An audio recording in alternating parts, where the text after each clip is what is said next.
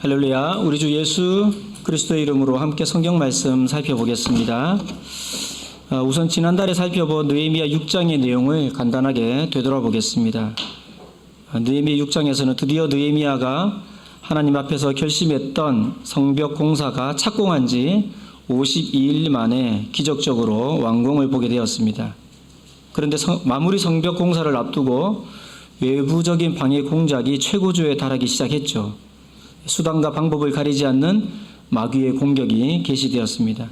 그러나 사람에게 집중하지 않고 오로지 하나님께 집중한 느헤미야는 온갖 어려움과 살인의 위협까지 극복하고 성벽을 완성하게 되었습니다. 성벽 완성 이후에도 믿는 자와 믿지 않는 자의 혼인 문제를 통해 우리는 문화적인 차원에서 믿음 생활을 하고 있더라도 예수 아닌 것들과 결혼 생활을 할 수 있음을 자각하고 항상 예수를 붙들고 살아야 한다는 교훈을 우리는 발견했죠. 신앙의 길은 사실 산 넘어 산입니다. 그 험한 길에 하나님께서 함께 하시니 넉넉히 이겨나갈 수 있는 것입니다. 오늘 살펴볼 느헤미야 7장에서는 어떤 내용이 나올까요?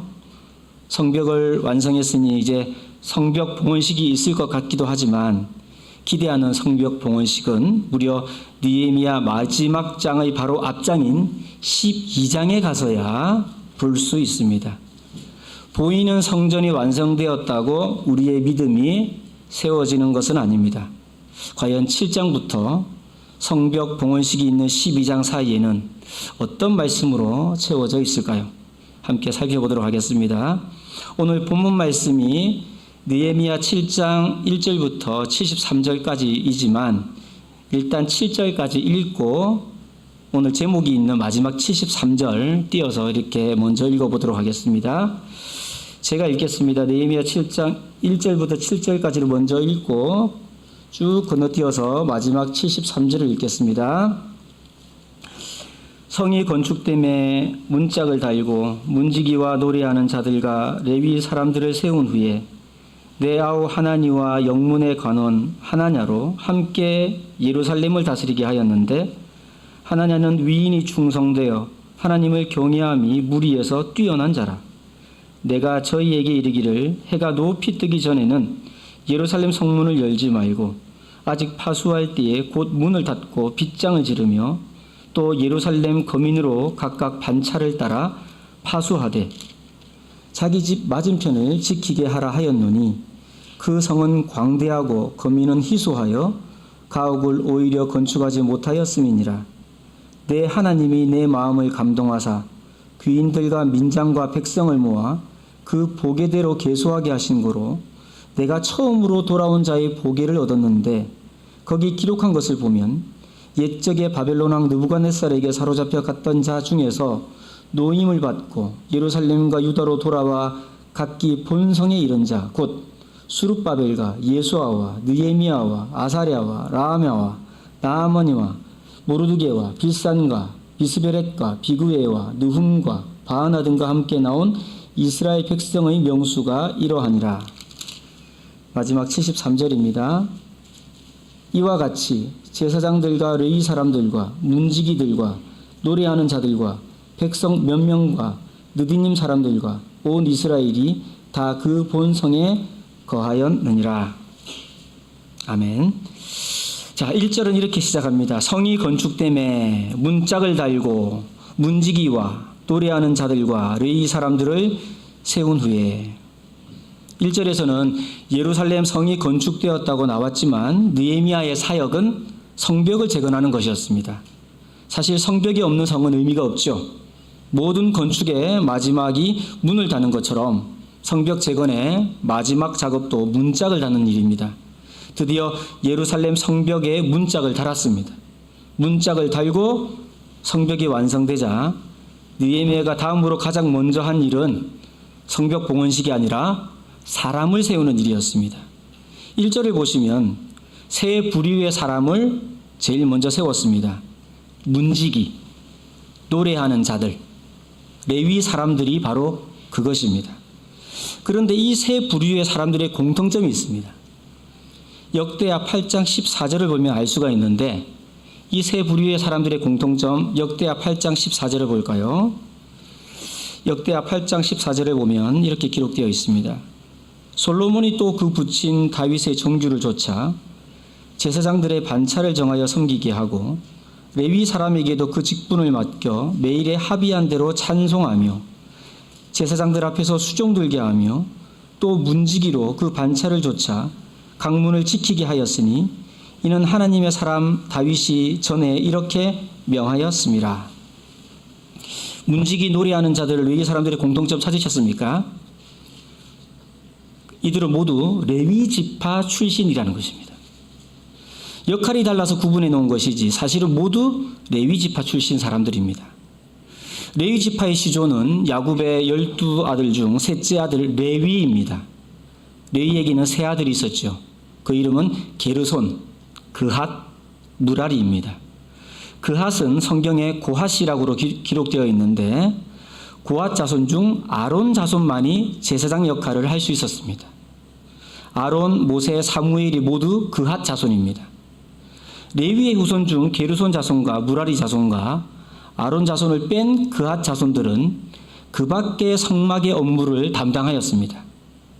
솔로몬이 영원하온 성전을 건축한 후에는 아버지 다윗의 명을 따라 레위 사람들을 반차대로 세워서 성업을 하도록 했습니다.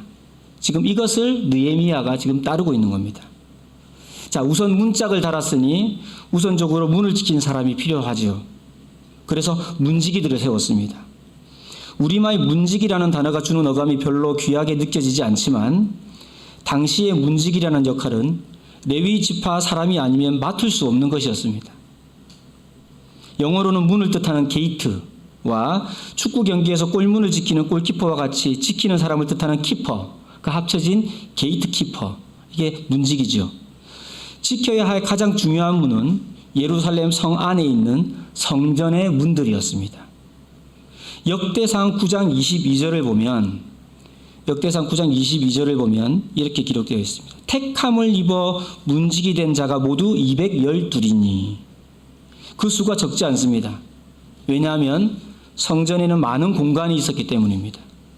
각 공간마다 담당자를 세워야 했기 때문에 문지기가 많이 필요했습니다. 문지기는 그 공간에 대해서 가장 잘 아는 사람입니다. 이 공간이 성업에 있어서 어떤 기능을 하는지 가장 잘 이해하고 있었기 때문에 반차를 정해서 비는 시간이 없도록 순번을 정해서 잘 관리해야만 했죠. 역대하 23장 19절을 보면 문지기를 하나님의 전 여러 문에 세워서 무릇 아무 일이든지 부정한 자는 들어오지 못하게 하였습니다. 따라서 문지기 자신이 정결한 삶을 살도록 부단히 힘써야 했습니다. 역대하 31장 14절을 보면 문지기 중에는 하나님께 드리는 예물을 맡아 관리하는 이도 있었습니다. 역대상 23장 5절을 보면 문지기 중에서는 여호와를 찬송하는 일을 겸한 사람도 있었습니다. 시편 84편은 문지기 역할을 했던 고라 자손의 시입니다. 시편 84편 10절에 보면 주의 궁정에서 한 날이 다른 곳에서 첫날보다 나은즉 악인의 장막의 거함보다 내 하나님 문지기로 있는 것이 좋사오니 라고 하면서 그들이 담당한 문지기 역할의 영광스러움을 노래하고 있습니다. 저는 지금까지 이 구절을 다른 일은 못해도 하나님의 문지기라도 하면 좋겠다는 뜻으로 소극적으로 해석했는데 문지기 역할을 했던 고라 자손의 시라는 것을 알고부터는 그들이 하나님께서 맡겨주신 일에 대해 사모하는 마음을 표현한 것으로 인정되면서 새롭게 느껴졌습니다. 그런데 여러분은 고라라고 하면 떠오르는 사건이 있죠. 민수기 16장 1절 이하를 보면 고라는 레위의 증손이자 고핫의 손자였고 이스라엘의 아들이었는데 이 고라 자손들이 루벤 자손과 연합하여 제사장의 역할을 독점한 모세와 아론을 대적하는 사건이 나옵니다. 이 일로 여호와의 불이 고라의 자손 중에서 대적하는 일에 동참한 이들을 불살라버리죠. 하지만 악한 일에 동참하지 않고 살아남은 고라 자손들 중에는 문지기로 잘 섬기면서 시편 84편과 같이 노래한 이들이 있었습니다. 자, 우리는 하나님 나라를 이루는 여러 공간들의 문지기들입니다. 내가 어떤 공간을 담당하고 있는지 한번 생각해 볼까요? 우선 우리는 가정의 문지기입니다. 가정의 문을 잘 지켜내면서 가정 또한 하나님이 기뻐하시는 나라가 되도록 힘써야 하는 것은 우리의 일이죠. 또한 우리는 교회에서 세움을 받은 여러 공간의 문지기입니다. 예배, 교회 학교, 신도회, 애찬, 청소구역 등의 문지기로 우리는 부름을 받았습니다. 그리고 보이는 공간도 있지만 보이지 않는 공간도 있습니다. 어떤 성도는 대화 중에 신앙적인 분위기를 잘 만들어내는 분이 있습니다. 낙심하는 지체들에게 바나바가 초기 바울에게 그랬던 것처럼 용기와 위로를 잘하는 분도 있습니다. 그런 것들은 심리적인 공간이라고 할 수 있죠. 보이는 공간이든 보이지 않는 공간이든 그 공간 하나하나가 정결하고 제 기능을 다할 수 있도록 우리는 고라 자손들처럼 사모하며 섬겨야 하겠습니다. 문지기에 이어서 유다 총독 느헤미야는 노래하는 자들을 세웠습니다. 노래하는 자들은 하나님께 찬양을 드리는 자들입니다. 조직적으로 노래하는 자들을 처음 세웠던 사람은 다윗 왕이었습니다.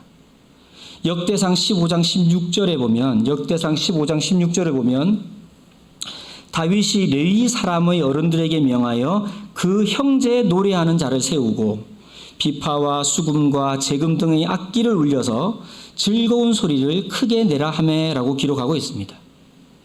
여기서도 노래하는 자들이 레위 사람 중에서 세워졌다는 것을 알 수 있고 악기를 연주하는 사람도 있었습니다. 다윗 시대에 노래하는 자들 중에 대표적인 사람이 헤만과 아삽입니다. 역대상 6장 33절을 보면 보면은 직무를 행하는 자와 그 아들들이 이러하니 그아스의 자손 중에 헤만은 찬송하는 자라. 저는 요엘의 아들이요 요엘은 사무엘의 아들이요 라고 되어 있는데, 노래하는 자 헤만은 우리가 잘 알고 있는 선지자이자 제사장이었던 사무엘의 손자였습니다. 모두 레위의 아들 그아스의 자손들이지요. 느헤미야 12장 46절을 보면 다윗 시대에 노래하는 자들의 찬양 주제를 알 수 있습니다. 옛적 다윗과 아삽의 때에는 노래하는 자의 두목이 있어서 하나님께 찬송하는 노래와 감사하는 노래를 하였음이며 라고 나와 있습니다. 그들의 찬양 주제 중 하나는 하나님께 찬송을 하는 것이었고 다른 하나는 감사 노래였습니다. 사실 우리의 찬양은 이 두 가지로 충분합니다. 다양한 주제의 찬양이 많지만 가장 많이 해야 할 찬양은 하나님이 누구신지 밝히 드러내고 그분께 영광을 돌리는 찬양과 우리에게 베푸신 은혜에 대해 감사하는 찬양이 기본이죠.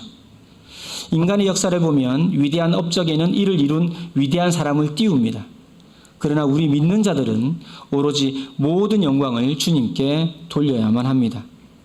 가진 고난을 극복하고 성벽 재건을 이루었기 때문에 느헤미야를 비롯한 1등 공신들이 많은 사람들의 입에 회자되면서 뜰 수 있는 분위기였지만, 느헤미야는 사역의 마무리와 함께 찬양하는 자들을 세워서 모든 영광을 하나님께 돌리고 감사하게 하였습니다. 지금과 같은 성령 시대에는 구약 시대와 같이 특정한 사람만 노래하는 자리에 설 수 있는 것은 아닙니다. 오순절 성령 강림 이후에는 구약에 많이 나오는 노래하는 자라는 용어가 한 번도 나오지 않습니다. 왜냐하면 누구나 찬양을 드릴 수 있기 때문입니다. 바울 사도는 에베소서 5장 19절에서 에베소 교회 성도들에게 이렇게 권면했습니다. 시와 찬미와 신령한 노래들로 서로 화답하며 너희의 마음으로 주께 노래하며 찬송하며. 골로새서 3장 16절에서도 그리스도의 말씀이 너희 속에 풍성히 거하여 모든 지혜로 피차 가르치며 권면하고 시와 찬미와 신령한 노래를 부르며 마음에 감사함으로 하나님을 찬양하고. 교회에서도 어떤 일에 성취가 있었을 때 사람이 영광받기 쉽습니다. 이럴 때 우리는 이를 경계하고 모든 영광과 찬양을 하나님께 올려드리는 태도를 지녀야 하겠습니다. 또한 느헤미야는 세 번째로 레위 사람들을 세웠습니다. 출애굽 이후 하나님께서는 이스라엘의 12지파 중에 레위 지파를 따로 구별하여 세워서 성막에서 봉사하도록 하셨습니다. 솔로몬 성전 이후로는 성전에서 봉사하도록 하셨죠. 그들은 평소 성결한 생활을 위해 더욱 힘써야 했습니다. 그리하여 성전 봉사를 위해 느헤미야도 레위 사람을 구별하여 세웠습니다. 그들은 하나님의 집 장막의 모든 일을 담당했습니다. 역대상 6장 48절을 보면 그래요. 그리고 역대하 24장 11절을 보면 그들은 언약궤를 어깨로 메어야 했습니다. 역대하 30장 27절을 보면 백성을 위해 축복하기도 했습니다. 역대하 31장 2절을 보면 레위인들은 제사 드리는 일을 도왔고, 느헤미야 8장 7절을 보면 백성들로 하여금 율법을 깨닫게 하는 일도 했습니다. 느헤미야 10장 38절을 보면 11조를 관리하는 등 레위 사람들이 맡은 역할이 정말 많았습니다. 우리는 레위 지파 출신이 아니니까 이만큼 하지 않아도 될까요? 지난번 윤송복 집사님께서 레위인이라는 제목으로 말씀을 전하셨죠. 그때 우리는 성경을 통해 우리가 바로 하나님으로부터 구별된 레위인이라는 것을 우리는 알게 되었습니다.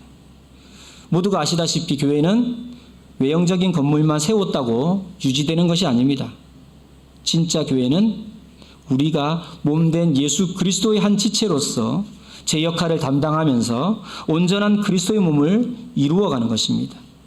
이렇게 하나님은 사람을 통해 일하십니다. 구약시대에는 특별한 지파에게 그 일을 맡기셨지만 신약시대에는 성령께서 주신 은사에 따라 모든 분야에서 섬길 수 있습니다. 고린도전서 12장 4절 이하를 보면 성령께서 각 사람에게 주신 은사에 대해서 예를 들어가며 설명하고 있는데, 마지막 11절을 보면 고린도전서 12장 11절을 보면 이렇게 기록되어 있죠. 이 모든 일은 같은 한 성령이 행하사 그 뜻대로 각 사람에게 나눠주시느니라 라고 이렇게 기록되어 있습니다. 더 이상 출신 성분이 아니라 성령께서 나눠주신 대로 섬기게 되는 것입니다. 베드로전서 4장 10절은 말씀합니다. 각각 은사를 받은 대로 하나님의 각양 은혜를 맡은 선한 청지기 같이 서로 봉사하라. 오직 성령이 주신 은사대로 섬기는 것입니다. 따라서 성령께서 나에게 어떤 은사를 주셨는지 민감하게 살피고 알아차리는 것이 중요합니다.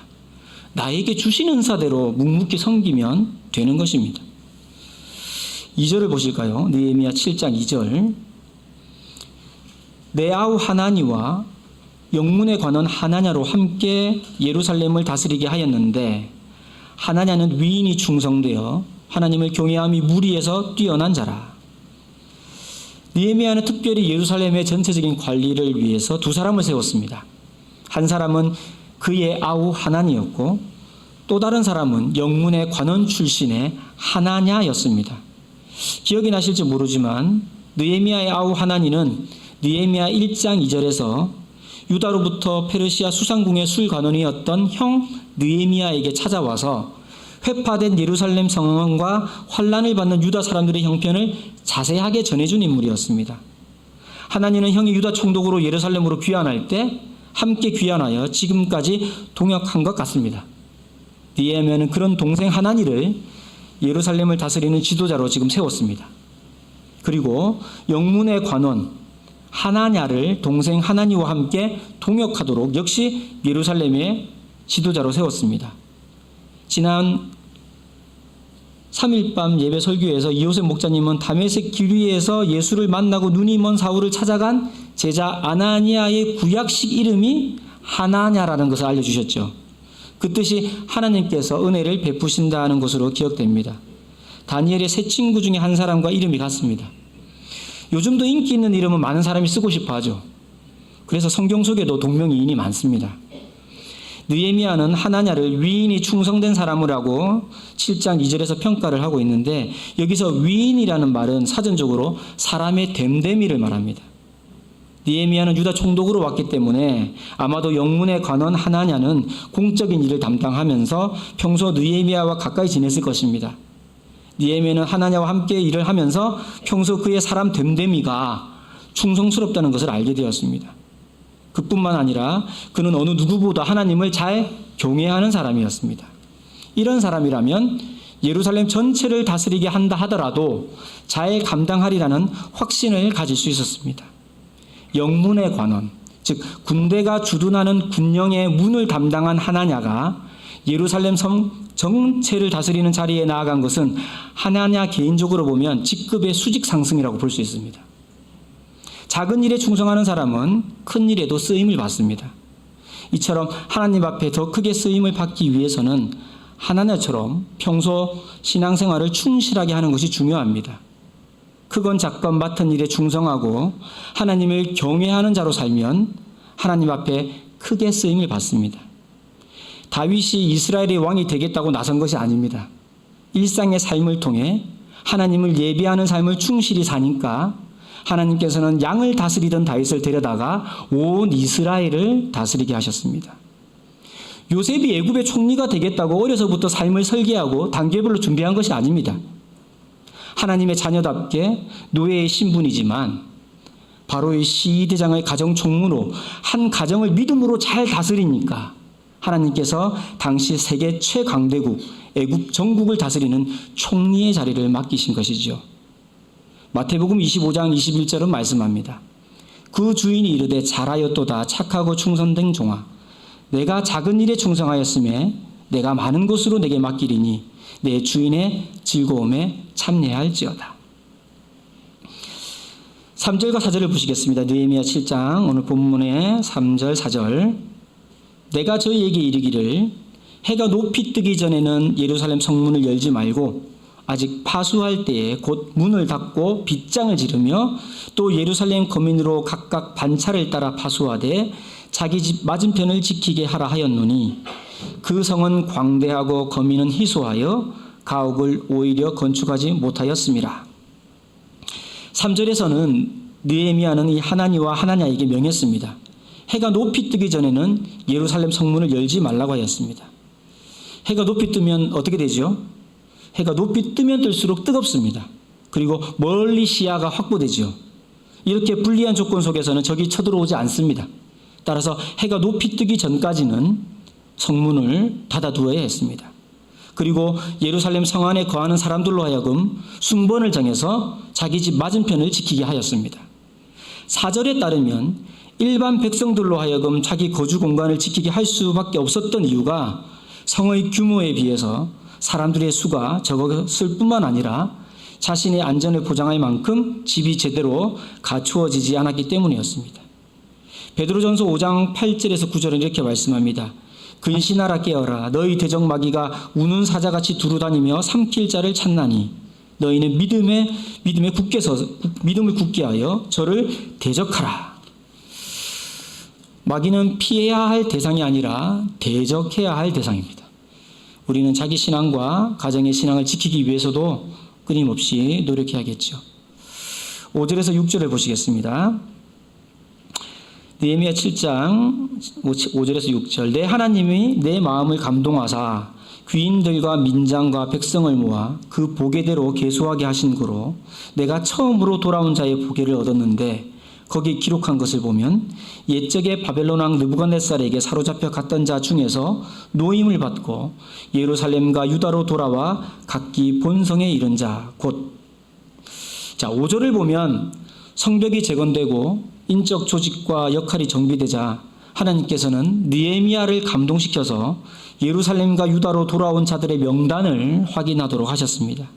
이후에 열거되는 사람들은 느헤미야를 따라 3차 귀환을 한 자들이 아니라 스룹바벨을 따라 1차 귀환한 사람들의 명단입니다.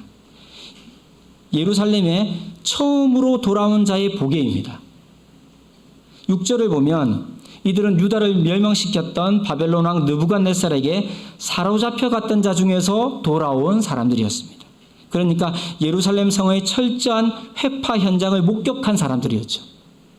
이렇게 1차 귀환한 유다 사람들이 스룹바벨의 지도 아래 이른바 스룹바벨 성전을 완성하게 되는데 느헤미야 7장에 나오는 명단은 2차 귀환의 지도자였던 에스라 2장의 명단과 거의 같습니다. 나중에 집에서 확인해 보시면 원래 에스라서와 느헤미야서는 한 두루마리 안에 기록된 성경이었는데 히브리어로 기록된 구약을 헬라어로 번역한 70인역이 만들어지면서 분리가 되었다고 합니다. 두 권 모두 귀환한 사람들의 총계를 42,360명으로 기록하고 있는데 제가 느헤미야 7장과 에스라 2장의 수를 일일이 각각 계산기로 다 더해봤어요. 그러니까 42,360명이 안 되더라고요. 두 곳의 차이도 좀 발견되었습니다. 말씀이 주는 교훈에 있어서는 문제될 것이 없지만 나중에 성도분 중에 이 차이의 이유를 좀 밝혀보면 재밌을 것 같습니다. 성경에는 이렇게 사람을 계수하는 장면이 많이 나옵니다. 요셉이 있는 애굽에 내려간 야곱의 혈족이 모두 60명으로 계수되었죠. 출애굽한 이스라엘 민족의 20세 이상의 성인 남자의 수가 60만 3,550명으로 계수가 되었습니다. 상징적인 수이기는 하지만 요한계시록에서 입맞은 자의 수가 14만 4천 명으로 계수가 되었죠. 우리도 예배 참석자를 매번 계수합니다. 신도회별로. 이렇게 하나님께서 자기 백성을 하나하나 계수하며 지켜보고 계십니다. 우리도 내가 포함되지 않는 믿음의 자리가 생기지 않도록 힘써야겠죠. 믿음의 자리를 막 계수하는데 내 이름이 없으면 안 되겠죠. 7절에서는 1차에 돌아온 사람 중 수룹바벨로부터 시작하여 지도자급의 사람들을 열거하고 있습니다. 그런데 7절에 보니까 느헤미야가 나오죠. 동명이인입니다. 3차의 귀환은 느헤미야가 아니에요.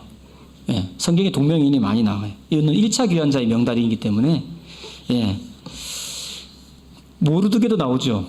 예, 동명이인입니다. 그 이후로 느헤미야가 파악한 돌아온 자들의 명단은 몇 가지 기준으로 분류가 됩니다. 제가 안 읽은 부분이에요. 예, 8절에서 25절까지는 바로스 자손을 시작으로 족속들의 명칭에 따라 계수된 명단입니다. 대개는 각 가정마다 신앙의 등불과 같은 역할을 하는 분들이 계시죠. 그분이 아버지일 수도 있고 어머니일 수도 있고 때로는 어린 자녀가 그 역할을 하기도 합니다. 그 가정은 신앙의 등불과 같은 역할을 한 이의 이름으로 다른 사람들에게 불리죠. 그 사람의 이름을 붙여서 누구누구 형제님 집, 누구누구 자매님 집, 누구누구네 집, 변함없이 신앙생활 잘하고 있죠? 라고 하는 식으로 물어볼 때가 있습니다. 여러분의 가정은 누구의 이름으로 불리워지고 있습니까? 보통 그 사람이 영적으로 그 가정에서 가장 셀 경우가 많아요. 그 사람 이름을 불릴 때. 26절부터 38절까지는 베들레헴과 느도바 사람을 시작으로 출신 지역에 따라 계수된 명단입니다. 우리는 총회 행사나 영은회에서 여러 사람들을 만나게 되면 서로 안부를 묻습니다. 어느 교회에 누구 지금도 신앙생활 잘하고 있습니까? 하고 이제 묻곤 하지요. 어느 지역에 교회 하면 떠오르는 분들이 있죠.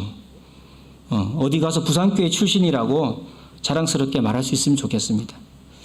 또한 39절부터 42절까지는 예수와의 집 여다야 자손을 시작으로 귀환한 제사장들의 가계에 따른 명단을 보여주고 있습니다. 신약의 시대를 사는 오늘날은 모든 신도가 하나님 앞에 왕같은 제사장들이지요. 베드로전서 2장 9절에서 그렇게 말씀하고 있습니다. 그러나 오늘날도 곳곳에 영적 리더들이 있습니다. 이런 제사장과 같은 영적 리더들이 항상 건강하게 서 있으면 그가 포함된 조직은 건실하게 역할 수행을 잘할 수 있지만 영적 리더의 타락은 조직을 흩어지게 합니다. 그래서 우리는 내가 소속된 여러 조직의 리더들을 위해서 기도해야 합니다. 43절부터 60절까지는 호드야 자손을 시작으로 성전에서 봉사하는 자들의 직무와 신분에 따른 명단을 보여주고 있습니다. 교회에는 직무에 따라 많은 이들이 봉사하고 있습니다. 교회는 주님의 몸이지요. 몸이라는 것은 생명 활동을 하는 유기체라는 것입니다. 생명 활동을 하는 것들의 특징은 아무리 작은 부분에서라도 문제가 생기면 전체가 영향을 받는다는 거예요. 내 손끝 하나 어디 비어서 아프면 몸이 아파하죠. 온몸이 아파하잖아요. 따라서 어느 한 지체가 골이 나면 함께 아파하며 그 지체의 회복을 위해서 힘쓰는 것이 교회입니다. 61절부터 65절까지는 거룩한 무리에 포함시키기에는 애매한 무리들의 이름이 나옵니다. 왜냐하면 이 사람들이 명단에서 자기 이름을 찾을 수 없었기 때문입니다. 우리는 교회를 오랫동안 떠나 살고 있는 분들의 소식을 접할 때마다 꼭 확인하는 것이 있죠. 세례를 받으셨던가요? 성령은 받으셨던가요? 라고 이렇게 물어봅니다. 가장 기본적인 확인이죠. 세례를 받지 않은 사람은 성찬의 떡과 잔을 나눌 수가 없습니다. 따라서 교회는 세례를 베풀 때와 성령이 임했을 때 그 명단을 정확하게 기록해두고 보관해 두어야 합니다. 느헤미야는 명단에서 이름을 찾지 못한 애매한 무리들을 부정하게 여겨서 성업에 동참할 때에 제한을 두지요. 본문에 그렇게 나와 있습니다. 66절에 보면 스룹바벨로부터 시작한 명단은 온 회중의 합계가 42,360명인 것으로 파악되었고 69절까지 보면 그 외에 적지 않은 노비와 노래하는 남녀가 있었습니다. 자, 느헤미야 7장 70절에서 72절을 보겠습니다. 어떤 족장들은 역사를 위하여 보조하였고 방백은 금 1,000다릭과 대접 50과 제사장의 의복 530벌을 보물 곡간에 드렸고 또 어떤 족장들은 금 2만 다릭과 은 2,200만회를 역사 곡간에 드렸고 그 나머지 백성은 금 2만 다릭과 은 2,000만회와 제사장의 의복 67벌을 드렸느니라. 신앙의 회복은 자연스럽게 물질적 드림의 자리로 나아가게 합니다. 여기에 나오는 다릭은 페르시아의 금화로 무게는 약 8.4g이라고 합니다. 따라서 70절에 나오는 금 1,000다릭이라면 8,400g, 즉 금 8.4kg에 해당합니다. 이것을 인터넷 환산기로 확인해 보니까 2,240돈이에요. 요즘 시세로 금 한 돈이 약 28만 원인데 여기에 2,240을 곱하면 금 1,000다릭은 오늘 시세로 6억 2,720만 원입니다. 71절에서 72절을 보면 또 어떤 족장들과 백성들 중에서 각각 금 2만 다릭을 드렸다고 하니 그 총합인 금 4만 다릭은 오늘 시세로 240억이 넘는 금액이 됩니다. 그 밖에 대접과 의복들도 많이 있었으니 실로 풍성한 드림의 역사가 일어난 것이죠. 신앙의 회복은 이렇게 즐거이 드리는 역사를 만들어냅니다. 고린도후서 9장 7절은 말씀합니다. 각각 그 마음에 정한 대로 할 것이요 인색함으로나 억지로 하지 말지니 하나님은 즐겨내는 자를 사랑하시느니라. 사실 모든 것이 하나님의 것이죠. 누구보다 많은 소유를 누렸던 욥은 이것을 너무 잘 알고 있었기 때문에 모든 것을 잃었을 때 이렇게 고백합니다. 주신 자도 여호와시요 취하신 자도 여호와시오니 여호와 이름이 찬송을 받으실지니이다 라고 이렇게 고백할 수 있었습니다. 마지막 설교 제목이 있는 73절을 보시겠습니다. 이와 같이 제사장들과 레위 사람들과 문지기들과 노래하는 자들과 백성 몇 명과 느디님 사람들과 온 이스라엘이 다 그 본성에 거하였느니라. 이렇게 하나님께서는 멀리 흩어진 이스라엘 백성을 다시 그 본성 예루살렘과 유다로 돌아오게 하셨습니다. 그들을 노임에서 해방시켜 주시고 신앙을 회복케 하시고 신앙의 공동체를 세우는데 동참케 하시고 즐거이 헌신하고 드릴 수 있는 자리로 나아오게 하셨습니다. 하나님의 백성은 하나님의 품 안에 있을 때 가장 행복할 수 있습니다. 거룩하고 건강한 주님의 공동체 안에 거할 때 참으로 자유할 수 있습니다. 이런 행복과 자유를 누리려면 우리를 붙잡고 있는 것들로부터 노임을 받아야 합니다. 과거에 열심히 신앙생활을 했던 믿음의 지체들이 아직 이곳으로 돌아오지 못하는 이유는 그들을 사로잡고 있는 것이 있기 때문입니다. 사로잡히게 된 원인은 여러 가지가 있을 수 있죠. 본인의 믿음의 실족일 수도 있고 가족 구성원의 불신일 수도 있고 그 밖에 경제적인 문제나 가치관의 변화 등도 있을 수 있습니다. 그러나 분명한 사실은 그들 모두 다시 본성 예루살렘인 교회로 돌아와야 한다는 것입니다. 그들을 사로잡은 것들로부터 노임을 받아 주님의 품 안으로 돌아와야 한다는 것입니다. 그렇다면 누가 놓아 주어야 될까요? 노임을 주시는 분은 하나님이십니다. 그 일에 우리를 쓰시지요. 하나님께서는 아닥사스다, 다리오, 고레스 같은 하나님을 신앙하지 않는 거대한 제국 이방의 왕이라도 움직여서 이스라엘 민족을 귀환하게 하신 것처럼 수많은 잃은 양을 사로잡고 있는 문제로부터 노임을 받게 하십니다. 하나님께서는 아닥사스다 왕으로 하여금 느헤미야를 놓게 하셨죠. 이 노임의 역사가 있기 위해서는 우리는 어떻게 할까요? 느헤미야와 같이 무릎으로 나아가야 합니다. 느헤미야가 기도할 때 하나님께서는 아닥사스다 왕을 움직여서 귀환하게 하셨잖아요. 우리 주위에는 이렇게 노임을 받지 못하고 하나님께서 미워하시는 것들에 사로잡혀서 참 신앙을 회복하지 못하는 많은 이들이 있습니다. 그들 중에는 우리 가족도 있고 친척도 있고 외척도 있고 친구도 있습니다. 우리가 만나는 불신자들도 결국 창조주이신 하나님께로 다 돌아와야 할 사람들입니다. 모두 다 돌아와서 본성 예루살렘에 거해야 되는 이들입니다. 바로 여기에 그들이 있어야 할 자리가 있고 그들이 담당해야 할 직무가 있는 것입니다. 또한 나 자신조차도 몸은 비록 교회에 왔지만 마음은 무언가에 사로잡혀서 예배에 집중하지 못할 때가 있죠. 개인적인 차원에서도 끊임없이 본성에 거하려는 노력이 필요합니다. 우리의 본대인 교회로 귀환해야 합니다. 그렇게 본대 복귀해서 본성 예루살렘에 거하는 무리를 계수할 때 내가 빠지는 일이 없도록 해야 돼요. 내 이름이 그곳에서 불려져야죠. 내가 사랑하는 사람들의 이름이 불려야죠. 가족, 친구, 불신자들의 이름이 불려야겠죠. 오늘 이 시간에는 느헤미야 7장을 통해서 성벽의 재건과 더불어 재건된 예루살렘 성을 지키기 위한 사람의 세움과 영적 회복을 이룬 무리들의 모습을 살펴보았습니다. 하나님의 몸된 교회는 외형적으로만 완성되었다고 끝난 것이 아닙니다. 참으로 중요한 것은 내적 완성입니다. 이를 위해서는 하나님 앞에 충성스럽고 신실한 사람들이 세워져야 합니다. 그러기 위해서 우리는 부단히 개인의 영수를 위해 힘써야 하겠지요. 또한 믿음을 떠나 무언가에 사로잡혀 헤매고 있는 이런 양들로 하여금 노임을 받고 이 믿음의 성 안에 거할 수 있도록 우리는 힘써야 하겠습니다. 그들의 노임을 위해 끊임없이 기도하고 그들의 귀환을 위해 더 많은 수고와 지원을 아끼지 말아야 하겠습니다.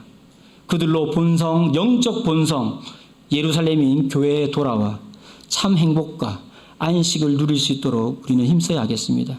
우리 교회가 더욱 주님의 몸된 교회를 세우는 데 힘쓰고 이런 양들의 귀환의 역사가 일어나는 역할을 잘 감당하기를 원합니다. 온 이스라엘이 다 그 본성에 거한 것처럼 여기 계신 모든 성도가 한 분도 빠짐없이 성도의 홈그라운드인 이 교회에 거하고 그 이름이 하나하나 계수되는 은혜가 충만하기를 소원합니다. 할렐루야. 찬양 223장 찬양 드리겠습니다.